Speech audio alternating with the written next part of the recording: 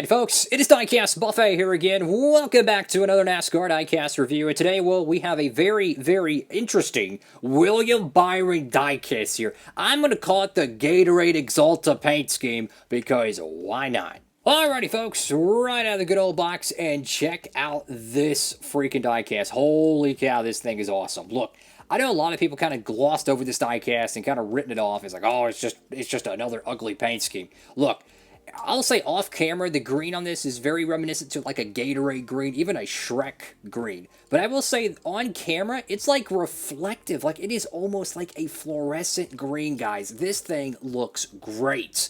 Wow.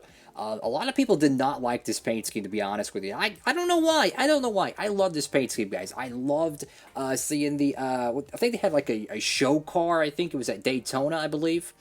And this car ran at Pocono, and I want to say the Kansas Fall Race or something. No, it was a similar paint scheme to the Kansas Fall Race. But nonetheless, this is a beautiful diecast, guys. I'm already digging it.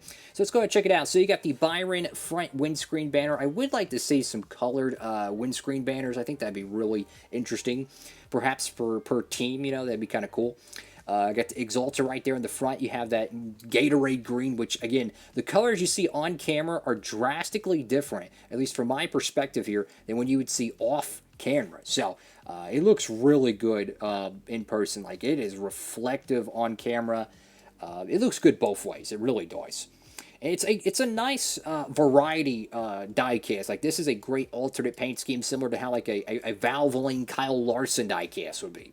So you got the 24 right there, got Sudoku, Hendrick Motorsports. The whole concept of the paint scheme is pretty simple. Half the car is pretty much a gloss black. The front nose of the car is a very soft white. You do have these vertical green stripes on the sides, and you do have a very thin carbon stripe on the A-pillar. The stripes go behind the numbers, of course, through the Goodyear, or not the Goodyear, but underneath the Goodyear logo, and of course goes to the front valence.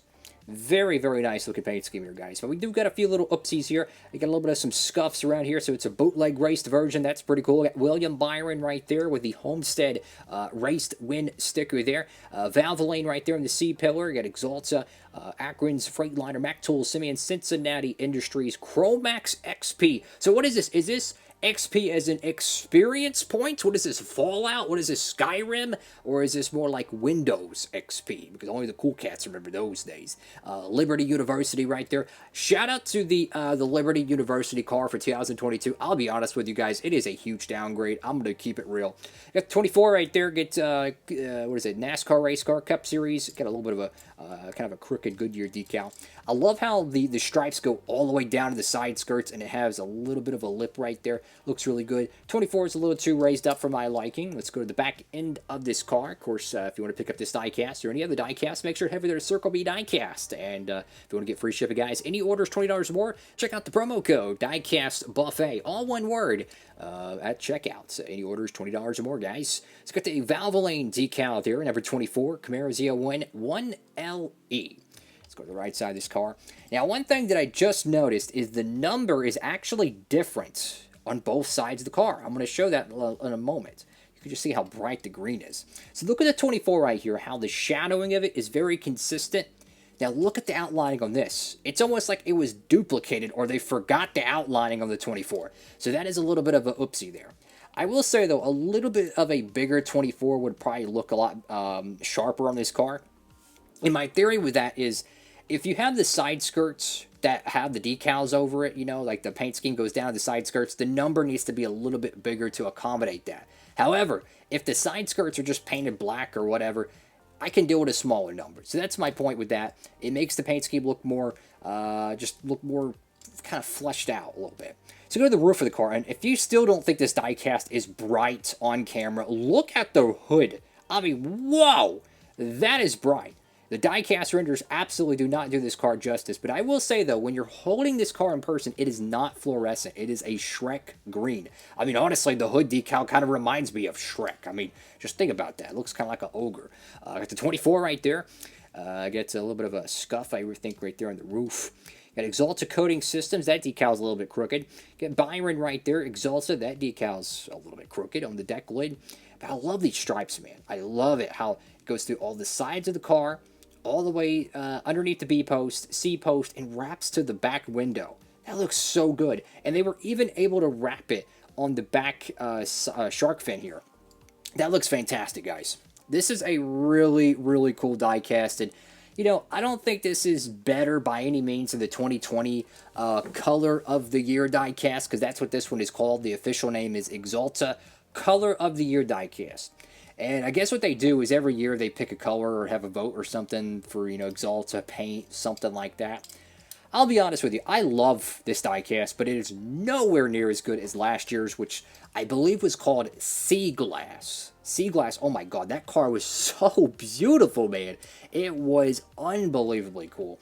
Good luck getting that diecast. And it was also known as the dual number 1 winner, I think, from last year.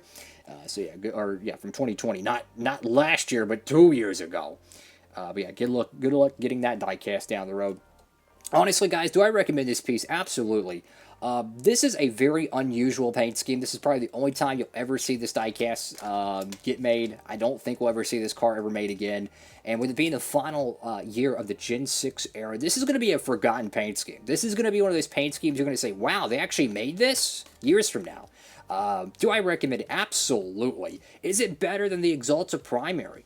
You know, I'm going to be honest with you. Probably. I think it looks a lot more proportioned. I think if the numbers were a little bit bigger and a little bit more centered, this would no doubt be a better looking car than the Primary, but it's not better looking than the Liberty car. I will give you that.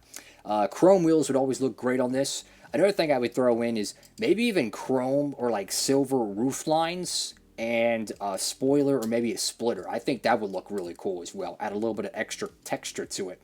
Nonetheless, though, this is an awesome looking diecast, guys. What do y'all think? Make sure to comment down below if you haven't already. And thank y'all so much for watching the video. Hope you're having a swell day out there, guys. Get plenty more of new diecasts coming out. Of course, February is going to be chock-loaded with so many new 164 releases. It is a very heavy month. Of course, you know, the Daytona 500 and NASCAR returning with the next-gen era.